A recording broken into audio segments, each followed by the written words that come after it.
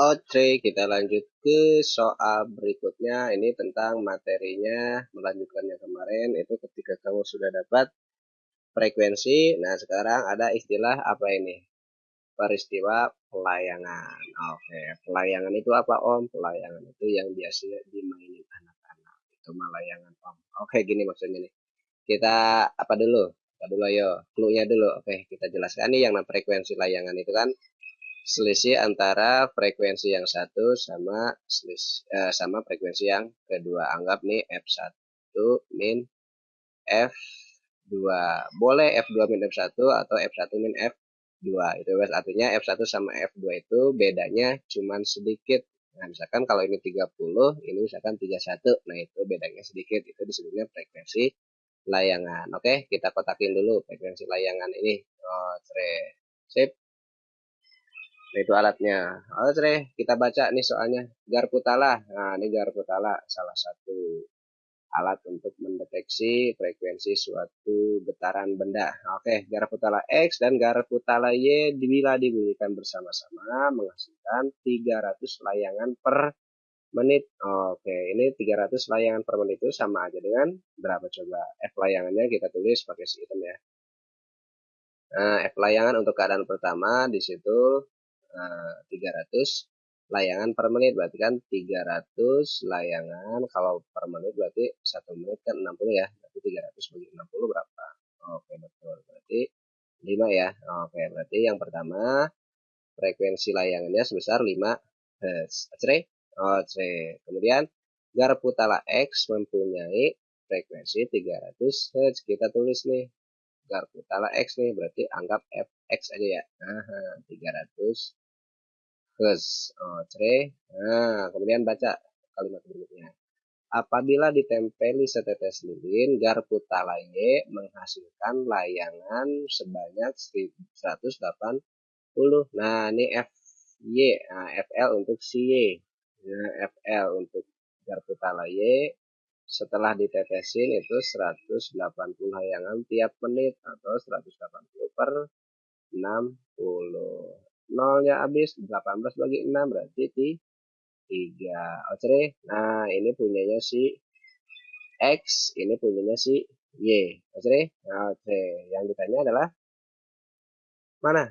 Maka frekuensi Garputala Y. Nah, ini pertanyaan saya tambahin ya. Artinya ini kurang jelas atau kurang soal. Ini pertanyaan maka frekuensi Garputala Y yang sebenarnya adalah berapa? Begitu maksudnya. Oke. Oh, nah ini ada dua keadaan nih. Oke, ada dua keadaan. Kita satu-satu yang namanya FL itu berarti boleh kamu gunakan Fx dikurangi Fy. Oke, oke FL-nya berapa nih? 5, betul. Fx-nya di sana berapa? 300 min Fy. Oke, berarti yang namanya Fy ntar ada dua kemungkinan nilainya nih. Oke. Karena di sini ada tanda mutlak kan ya. Oke, tanda mutlak artinya boleh Fx min Fy atau Fy min F. Oh, kalau begitu berarti Fy itu nilainya kalau 300 tambah 5 berarti ya 305 kan ya. Oke. Atau misalkan 300 kurangi 5 ya berarti 295 Hz. Nah, ini frekuensi si Y yang ditanyakan, tapi di sini nilainya ada dua, ada 305, ada 295. Di pilihannya juga ada 295, ada 305 juga ada. Kalau begitu gimana Om jawabnya? Nah, oke, kita jawab yang biar kita tahu jawabannya, kita bandingkan ke si ini nih. Nah, kata soal setelah ditempeli. Nah, ini setelah ada lilin ya. Nah, sudah ada lilin di sini. Oke, ntar saya kasih bayangannya. Kita cari dulu deh FL-nya. Nah, oke, yang namanya FL tadi masih ingat betul. Pokoknya di sini anggap harga mutlak dari Fx min Fy atau dibalikin juga nggak masalah. Sekarang FL-nya setelah ditempelin ini adalah 3 Hz. Oke, Fx-nya berapa tadi? 300. Tetap 300 min Fy. Oke, nah ini Fy siapa? Fy setelah ditetesin oleh lilin ya. Oke, Fy aksen deh, kamu anggapnya boleh. Oke, berarti yang namanya Fy aksen, nah nilainya berarti rentangnya sama dengan Kalau 300 tambah 3 ya 303. Oke. Oke, kalau misalkan 300 kurangi 3 ya 2, 9, 7.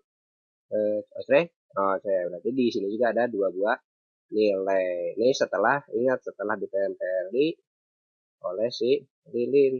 Nah, artinya yang ditanyakan di sini maka frekuensi sebenarnya. Artinya kalau ditanya frekuensi sebenarnya berarti frekuensi Garputala Y sebelum dikasih lilin kan ya. Kalau dikasih lilin ya ini nilainya 303 atau enggak 297. Nah nih logikanya nih.